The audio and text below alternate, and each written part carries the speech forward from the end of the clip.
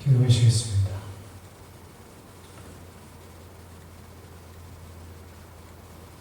하나님 아버지, 오늘도 저희들을 주님의 전에 불러주시니 감사합니다. 저희들이 이 세상에 전쟁 같은 그런 일들을 다 이기고 물리치고 주님 전에 주님의 말씀을 나누러 이렇게 모였습니다. 저의 입술을 통하여 나가는 말씀이 아버지를 영화롭게 하는 말씀이 되도록 함께 해주시옵소서. 예수님으로 기도합니다. 오늘 본문은 역대하 36장 15절에서 17절입니다.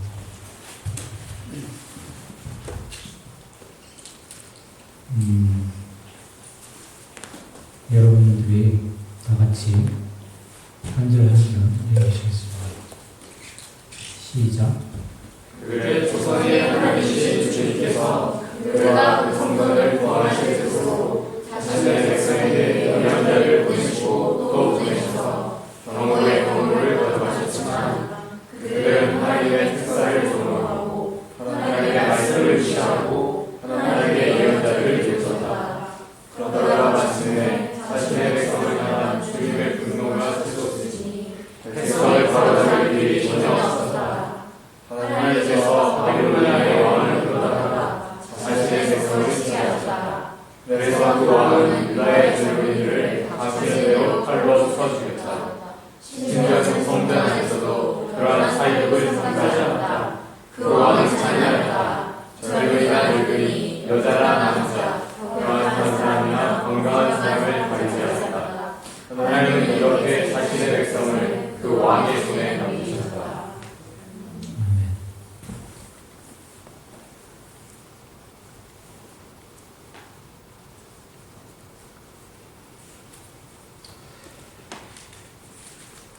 하나님께서는 관대하시기가 그지없으신 분입니다.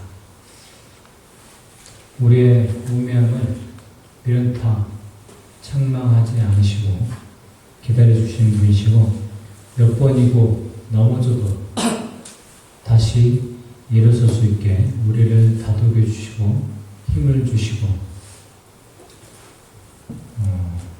우리에게 다시 시작할 수 있는 그런 용기를 주시는 분이십니다. 그런데 그런 하나님께서 회초리를 드시는 장면을 열왕기와 역대기의 기록을 보면 종종 우리는 읽을 수가 있습니다. 심지어는 이스라엘 민족들이 당시에 사람 취급도 안 했던 이방 민족들을 들어서 회초리로 쓰시는 걸 볼 수 있습니다. 예를 들어서 요아스 왕 때 선지자 스가랴를 돌 던져서 죽게 만들었고, 아모스 왕 때는 하나님의 사람의 말도 묵살합니다. 그러나 역대하 21장 16절에 창자가 빠져서 죽은 여호람이 주님 보시기에 계속 악한 일을 하니까 블레셋과 아라비아 사람들을 통해서 치도록 하셨다는 기록이 있고, 또 24장의 요아스 왕 때는 시리아를 통해서, 또 25장의 아하시 왕 때는 북이스라엘을 통해서 매를 드셨다는 기록이 있습니다. 또 28장의 아하스 왕 때는 에돔과 블레셋, 아시리아까지 유다의 교만을 낮추기 위해서 쓰셨다는 말씀이 있고, 33장에 므낫세 왕 때도 아시리아 왕의 군대 지휘관을 들어서 므낫세를 포로로 잡아가기까지 합니다. 결국 최악의 왕이었던 므낫세도 이것이 정말 하나님의 일이구나. 정말 하나님은 한 분밖에 안 계시구나. 라는 사실을 깨닫고 회개를 했다고 하죠. 그러나 하나님은 오늘 본문 15절의 말씀과 같이 하나님의 사람들을 통해서 지속적으로 깨달음을 주기 위해 말씀을 하셨습니다. 우리가 아는 이사야나 예레미야 같은 예언자를 통해서 말을 해주셨으면 물론이고 여선지자 훌다나 스바냐와 같은 예언자를 통해서 유다의 임박한 멸망 그리고 또 주님의 날 그런 것을 예언을 해도 이게 도대체 뭔 소리인지 전혀 감을 잡지 못하는 이스라엘 백성들을 봅니다. 우리는 그런 예를 유다 왕조가 끝나는 마지막 시점에서도 확인할 수가 있는 거죠. 유다의 흥망성쇠는 부침을 거듭하다가 가장 찬란하게 빛났던 요시야 왕 때를 기점으로 걷잡을 수 없이 몰락을 합니다. 요시야 왕도 느고 왕의 입을 통해서 들려오는 하나님의 음성을 분별하지 못하고 팔레스타인 지역에 이집트의 세력이 강해지는 것을 막으려고 이집트의 군대가 아시리아를 도와주러 올라가는 것을 저지하려다 그만 무기토에서 전사를 하고 맙니다. 여러분이 읽으신 대로 그때부터 요시의 아들 3명과 그 아들의 아들 1명이 왕의 역할을 돌아가면서 하는데 이집트와 바벨론 사이에서 줄다리기를 하다가 결국은 파국을 맞고 말죠. 그런데 그 줄다리기를 하는 과정이 우리한테 시사하는 바가 아주 큽니다. 먼저 요시아가 죽고 나자 아버지의 대를 이어서 여호아스가 왕위에 오릅니다. 사람들이 옹립한 왕이 나이가 더 어린 사람이라는 사실에서 우리는 그 왕의 성향을 조금 짐작을 해볼 수 있는데 아마 아버지의 대를 이어서 반이집트적 성향이 강한 인물이 아니었을까 그렇게 짐작을 합니다. 그러나 이집트의 느고 왕이 이 무기토의 요시아 왕이 왔던 그 책임을 이스라엘한테 다시 묻죠, 유다한테. 그래서 왕이 3개월 만에 왕위를 빼앗기고 맙니다. 나라를 빼앗고 국고를 약탈해간 느고는 분봉왕으로 여호야김을 세우죠. 하지만 여호야김은 BC 605년경에 갈기미스 전투라고 하는데 갈기미스 전투에서 바벨론이 우위를 점하자 이집트와의 동맹을 파기하고 바벨론과 제의를 맺습니다. 그리고 느부갓네살의 분봉왕이 되기로 한 거죠. 그 대가로 인질들을 잡아가는데 그때 유명한 다니엘과 각종 왕족들이 포로로 잡혀갑니다. 그러나 BC 601년경에 바벨론이 이집트와의 전투에서 패하자 다시 이집트와 동맹을 맺죠.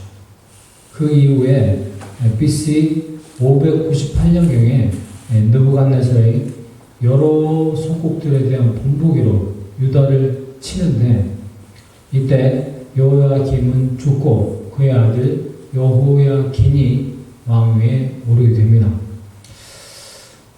왕위에 올랐지만 버거운 상대죠, 싸우기. 그래서 여호야긴은 항복을 하고 말죠. 이때 3개월만 왕 노릇을 한 그 여호야긴은 바벨론으로 잡혀갑니다. 다른 사람들도 많이 잡혀가죠. 대신에 유다의 마지막 왕이 되는 요시아의 세 번째, 아니 몇 번째지는 솔직히 저는 잘 모릅니다. 성경에도 안 나와 있고 그런 기록은 찾을 수 없어서. 하지만 가장 여기에 올라 있는 왕들 중에는 나이가 어린 시드기야라는 사람을 왕으로 세우죠.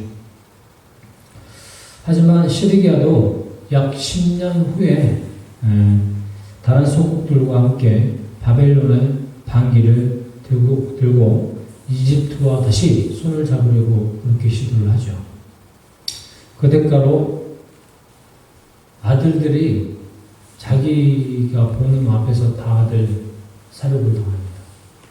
그리고 본인도 눈이 빠져서 눈을 어떻게 뺐는지 하여간 그렇게 나오죠. 그래가지고 포로로 쇠사슬에 묶여서 잡혀가서 죽기까지 감옥에서 있었다고 합니다. 하나님께서는 하나님의 백성이라고 불렸던 이스라엘 백성이 하나님께 대한 배도를 하는 것을 어떻게 쳐다보고 계셨을까요? 다시 한번 오늘 본문 15절의 말씀을 이용하자면 그의 백성들과 하나님이 구하시는 성전을 안타깝게 여기시고 구원하실 목적으로 말씀을 예언자들을 통해서 계속적으로 주셨다고 나옵니다. 실제로 12절에 마지막으로 끝날 시드기야 때도 하나님은 예레미야를 통해서 말씀을 주셨죠. 하지만 시드기야는 그 말을 전혀 듣지를 않습니다. 하지만 오늘 본문 16절과 17절 또 그 이하를 보면 한마디로 참을 만큼 참으셨지만 뜻대로 안 되자 결국 이방민족 즉 바빌론의 느부갓네살을 이용해서 무참히 사륙을 하도록 내버려 두십니다. 우리는 사실 이런 상황을 상상을 하는 것도 쉬운 일이 아니죠. 그렇지만 굳이 한번 상상을 해보자면 사람을 가리지 않고 무차별적으로 다 죽였다라는 것은 우리의 엄마, 아버지, 오빠, 언니, 누나, 형, 동생, 할아버지, 할머니 그리고 이제 갓 태어난 그런 아이들 그리고 병들어서 누워있는 그런 병자 가리지 않고 다 죽였다는 말입니다. 인정이라고는 참 발에 낀 때만큼도 찾아볼래야 볼 수가 없는 그런 일이죠. 속된 말로 시체가 쌓여서 산이 되고 피가 흘러서 강이 된다는 말이 바로 그런 상황, 이런 상황들을 두고 하는 말이니까 생각이 되는데 이런 상황이 자비로우시고 굉장히 많으신 사랑이신 하나님 눈에는 어떻게 보였을까? 아파서 신음하는 백성들의 신음소리와 한숨소리 그리고 통곡소리 그리고 그들의 눈물과 핏물이 하나님의 가슴에 더한 울림으로 더한 한숨으로 또 고통으로 눈물과 핏물로 더해지지 않았을까요? 이런 비극을 초래한 결정권자들의 우매함은 그야말로 무슨 말을 더 갖다 붙이더라도 더 부족할 그런 말이 될 겁니다. 14절의 표현대로라면 일반 백성들까지 죄를 짓고 성전까지 더럽히고 말았다고 나옵니다. 그야말로 총체적인 난국이 따로 없는 거죠. 비극이라는 말로는 설명하기가 아주 부족한 그런 상황을, 참상을 보는 하나님의 마음은 어떨까를 생각해 봅니다.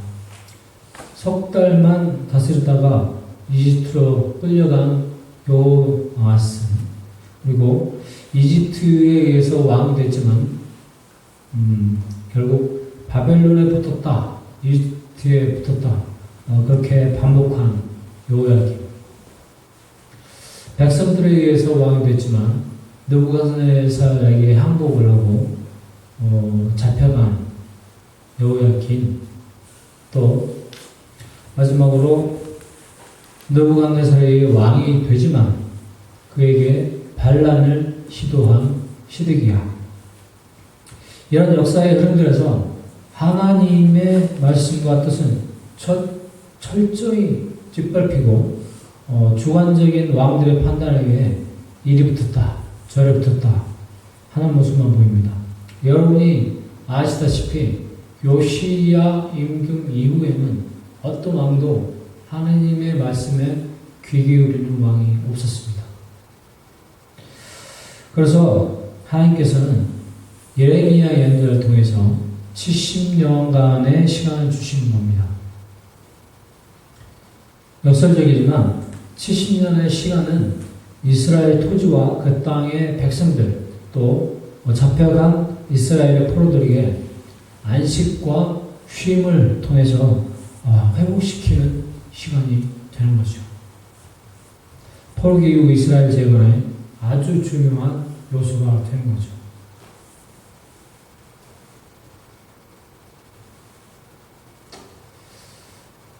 시련은 사인. 아까 PPT를 목사님께 볼 때 시련은 사인 한글로 써서 보였더니 참 제가 봐도 시련은 사인입니다. 이렇게 하나님은 계속 기다리시고 말씀을 해주시다가 매를 드시는 순간이 오는데, 매를 맞아서 아픈 순간만 있는 것이 아니라 다시 회복시킬 계획을 갖고 하나님께서는 매를 드신다는 사실, 메추리를 드신다는 사실 염두에 둬야 합니다. 크게는 우리가 사는 지구의 생태계 문제도 그렇습니다. 우리한테 무슨 태풍이 왔느니, 이번에는 또 무슨 태풍이 왔네, 옛날에 매미가 어땠네, 또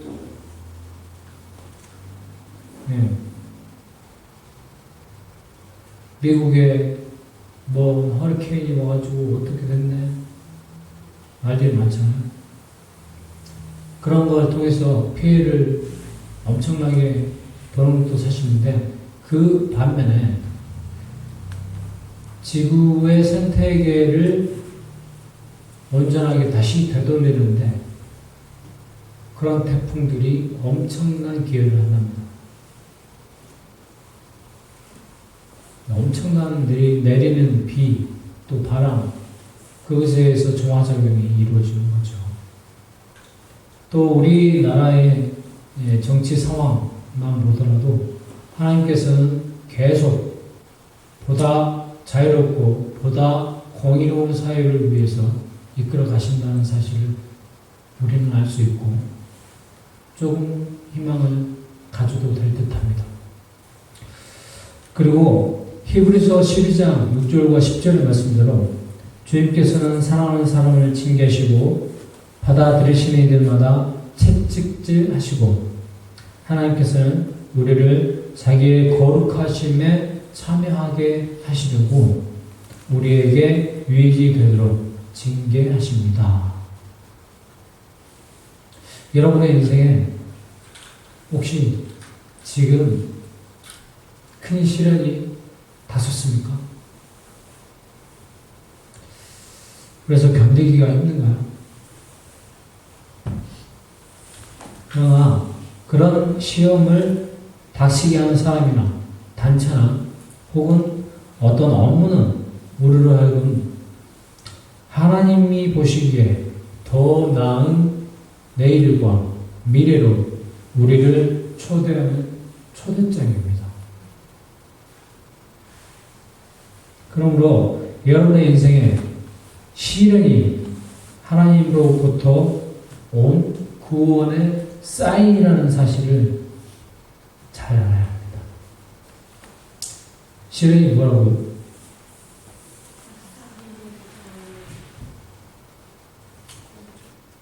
영원한 구원으로 가는 하나님의 구원의 사인을 여러분의 일상에서 닥쳐온 그런 시련을 통해서 우리에게 주어지는 그런 기회,